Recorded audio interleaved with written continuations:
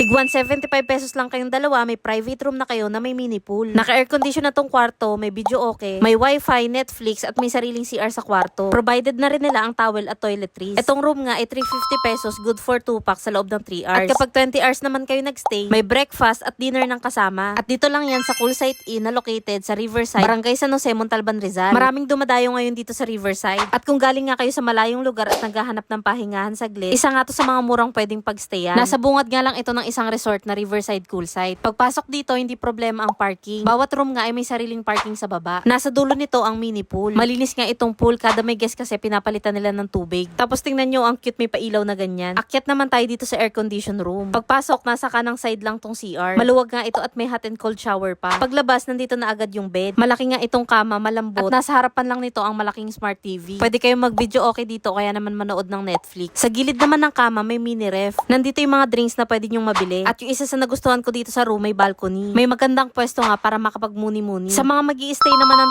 20 hours, 650 naman to per head. May kasama ng breakfast at dinner. Ang mura na nga nitong room, may pagkain pang kasama. Kaya sa mga balak po magstay dito, pwedeng mag-walk-in kaso limited lang ang room. Kaya mas maganda magpa-reserve kayo para may sure kayong kwarto. At mag-message lang kayo sa kanilang Facebook page na may pangalang Poolside Inn. Ang mura na nga nito kaya mag-book na rin kayo.